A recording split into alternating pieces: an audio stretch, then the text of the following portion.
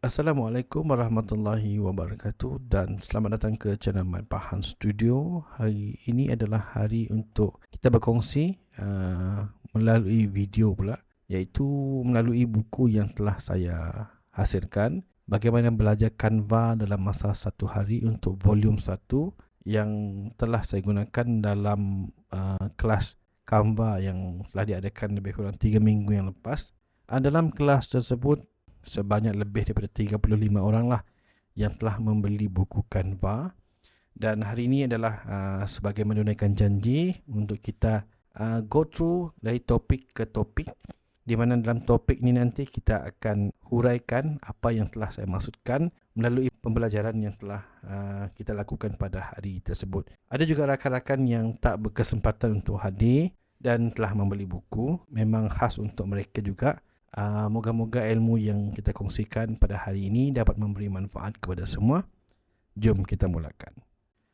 Dalam buku Canva ini kita pecahkan kepada 15 topik, di mana pada video-video yang saya akan hasilkan nanti saya akan pecahkan daripada topik yang pertama, kedua, ketiga dan yang seterusnya, supaya tuan-tuan dan puan boleh pilih lah jikalau yang tak faham untuk topik nombor 4. So boleh klik pada video nombor 4 dan sebagainya. Jadi jom kita mulakan. Okey, jadi kita mulakan dengan topik yang pertama. Topik pertama ini adalah mengenai Canva itu sendiri, iaitu bagaimana kita set up Canva daripada asal lah. Maksudnya bagaimana kita nak log masuk dan bagaimana kita nak mengolah dan menggunakan Canva itu sendiri. Jadi untuk yang kali ini saya akan terus tunjuk secara live bagaimana cara tuan-tuan dan perempuan nak masuk ke dalam Canva. Okey, saya mulakan. Tuan-tuan dan perempuan boleh mula dengan carian di Google, masuk ke laman web canva.com. Okey, ini adalah paparan Canva pada tahun 2023. So di bahagian atas kita ada dua bahagian lah, satu bahagian login dan satu bahagian sign up. So apa yang berlaku ialah kalau kita nak masuk untuk kali pertama, kita kena sign up. So klik pada bahagian sign up. Okey, di bahagian sini akan ada dua pilihan, iaitu sama ada kita nak masuk melalui Google ataupun kita nak masuk melalui cara email sahaja. So saya tunjukkan yang secara paling mudah, iaitu kita akan sign up, tekan sign up dan continue with Google. Okey, pilihan yang pertama. Dalam pilihan tersebut, tuan-tuan dan perempuan boleh pilih mana-mana email yang sesuai lah. Let's say dalam macam saya ni, saya gunakan email yang pertama, iaitu email yang saya gunakan di komputer inilah.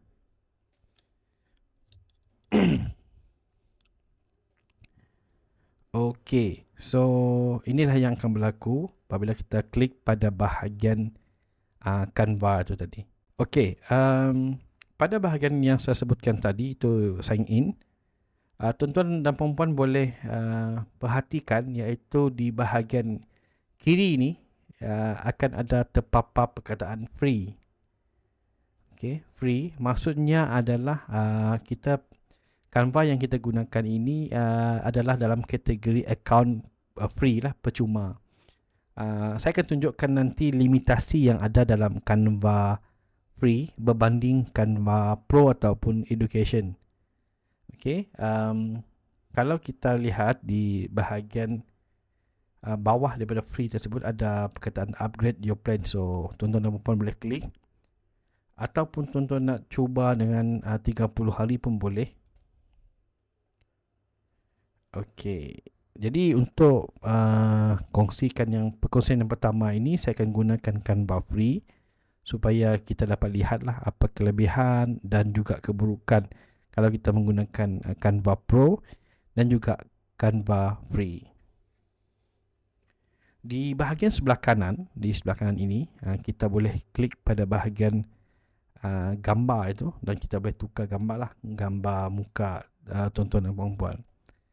Kemudian kita juga boleh perhatikan di bahagian bawah daripada username kita itu akan terpapar email yang kita gunakan. Okey. Ada yang bertanya mengenai adakah perlu untuk saya save barang kerja. Sekiranya saya membuat kerja dalam Canva, jawapannya adalah tidak. Kerana Canva akan menyimpan tugas ataupun apa perkara yang kita buat di dalam kanvasnya itu secara automatik, iaitu asalkan kita mempunyai sambungan ke internet. Dalam kita melalui video-video yang akan datang, kita akan mempunyai banyak halangan sekiranya kita masih menggunakan Canva free ataupun Canva yang tidak mempunyai kelebihan lain lah berbanding Canva Pro. Di mana Canva free ini kita akan mengalami sedikit kesukaran dalam mencari gambar foto yang sesuai. So saya nak mencadangkan kalau tuan-tuan dan puan-puan belum mempunyai akaun Pro, bolehlah membeli di Canva itu sendiri dengan mengklik bahagian purchase tadi. Bolehkah saya membeli di Shopee? Boleh, tidak masalah. Namun sekiranya organisasi akaun di dalam Shopee itu tutup, maka hasil kerja kita juga akan hilang. So saya cadangkan lebih baiklah kalau daripada hilang itu, lebih baiklah kita menggunakan akaun Canva free. Kenapa saya perlu membeli Canva berbayar tersebut? Kerana dengan Canva berbayar itu kita akan mudah lagi dalam membuat sebarang carian. Saya akan tunjukkan contohnya selepas ini. Nanti kita akan lihat ada satu image seperti crown di dekat di gambar-gambar ini. Di mana gambar-gambar itu nanti kita akan menghadapi masalah untuk membuat tugasan kita. Saya tunjukkan contoh. Okey, ini misalannya lah. Kita klik pada presentation. Okey, ini adalah akaun free seperti tuan-tuan dan puan-puan juga. Klik pada bahagian elemen ini. Contohnya kita type apps. Okey, tekan bahagian apps. So, perhatikan di sebelah kanan ini ada perkataan Pro. Kalau kita klik pada bahagian Pro ini, kita dah masukkan gambar. Perhatikan gambar tersebut mempunyai garis-garis. Dan kalau kita nak buang garis itu, kita boleh klik pada Remove Watermark. Dan harga untuk satu gambar ini mereka akan cas dalam RM5. So, kalau kita ada banyak gambar yang kita dah masukkan, kita mungkin akan dicas berkali-kali dengan pembelian seperti itu. Tengok, seperti yang ini. 2 gambar dalam harga RM10. So, sebab itu saya mencadangkan tuan-tuan dan puan-puan menggunakan Canva Pro kerana banyak kelebihan yang telah dan akan kita dapat dengan membeli Canva Pro tersebut. Contoh yang lain adalah di bahagian inilah gambar-gambar. Gambar itu nanti akan mempunyai watermark. Bukan itu sahaja. Misalnya yang paling tak seronoknya adalah di bahagian download. Apabila kita nak download image nanti yang saya akan kongsikan dalam video-video akan datang.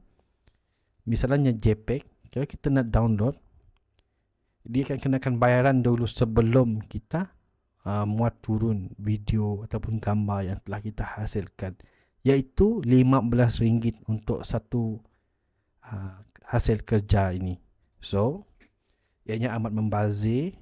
Adalah lebih baik untuk kita membeli terus pembelian Canva itu tadi sebelum kita mulakan hasil kerja kita. Okey, itu adalah untuk topik yang pertama, apa yang kita faham mengenai Canva. Okay, jumpa lagi di video yang seterusnya nanti. Semoga video ini bermanfaat. Jumpa lagi. Bye.